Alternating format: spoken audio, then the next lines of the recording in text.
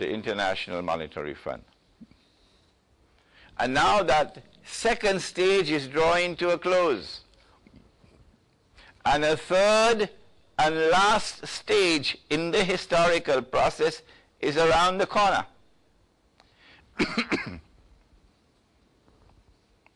The United States is not going to remain the ruling state in the world for long again.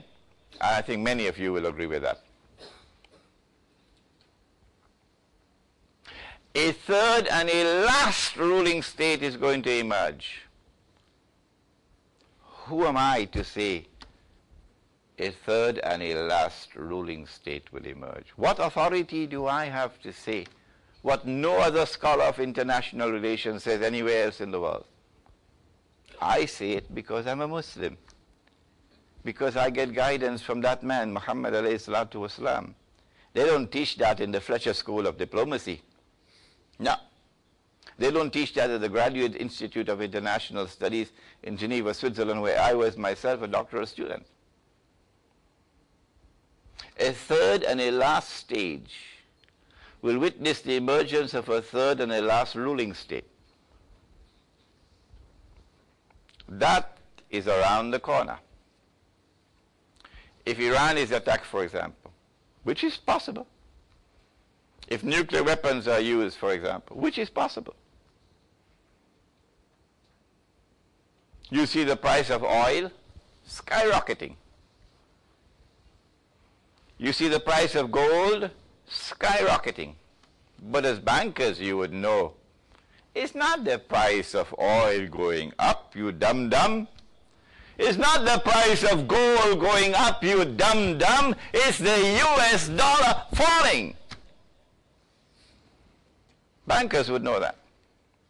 Not just falling, it's the US dollar collapsing. Not just collapsing, but as Judy Shelton wrote in her book, Money Meltdown, she published that book about 6-7 years ago. She said it's going to be a money meltdown. An important scholar in international monetary economics, Judy Shelton, prophesying a money meltdown. When that money meltdown takes place, the US dollar collapses, this entire fraudulent, what's the word for fraudulent again? Penny Puan. This Penny Puan Kabir. This big Penny Puan. This entire fraudulent international monetary system will collapse. I expect that as the US dollar collapses, there's going to be a stampede away from paper money. You may want to think about that. And of course, when I make these, give these opinions of mine, remember only Allah does not make mistakes. There's going to be a stampede away from paper money. People are going to be dumping their paper quickly so they don't have to use it as wallpaper. And that would facilitate the replacement of this international monetary system with a new one that you bankers are already familiar with, namely electronic money.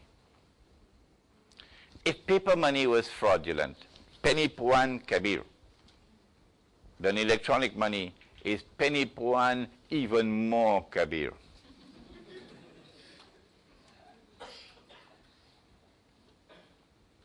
As the United States declines, the economy collapses, and electronic money takes over, the state of Israel will then replace the United States as the ruling state in the world. That's coming. You remember me when it happens.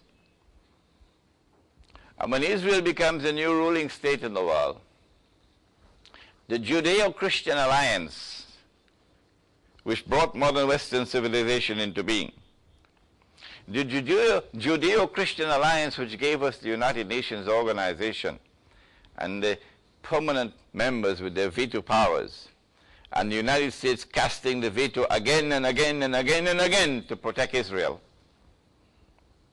The United Nations organization will be redundant. They don't need it anymore. They've already used it for what they wanted. The International Monetary Fund has already been used for what they needed it for. No more paper money. They don't need that anymore. And so a new world is coming. It is such a frightful world that one mind cannot understand it. I need your help. We have to bring a number of minds together to understand what's going to happen when paper money collapses. It is like a financial Armageddon that's around the corner. While, of course, we, scholars of Islam, drinking Teh Tarik.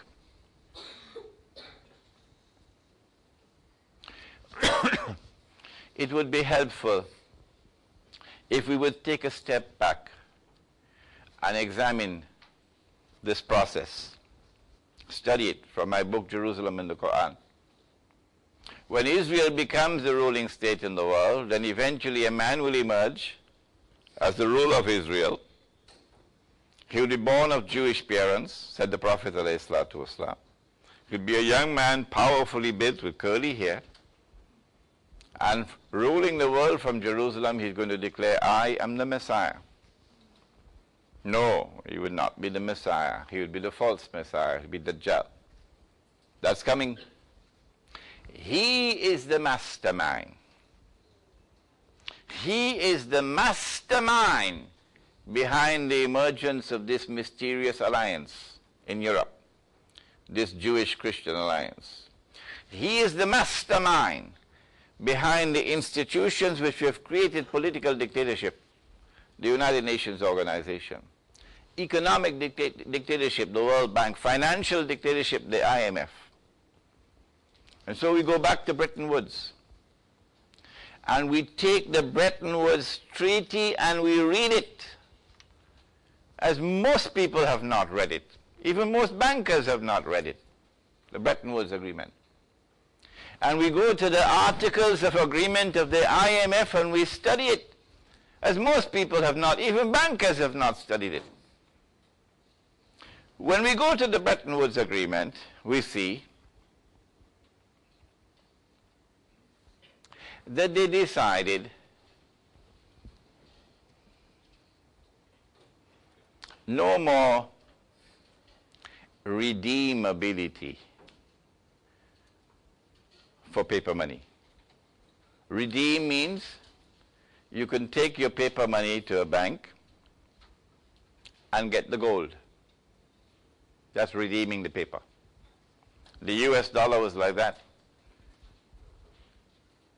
Is it 1 hour as yet? Right. $20 for one ounce of gold. Up to 1933, anybody could go to a bank in the United States with $20 US in currency notes and redeem it for 1 ounce of gold. But at Bretton Woods, they decided no more. No more. All the paper money were in the world, all of them, no more redeemability to gold. So the integrity of money is gone. But you needed a fig leaf to cover your nakedness. So they decided one currency would have the fig leaf, the US dollar. That will give to the US dollar some respectability.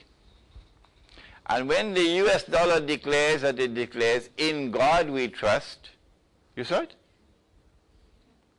It's because the US dollar is the only paper money in the world which is redeemable in gold. Not your ringgit and not their rupiah.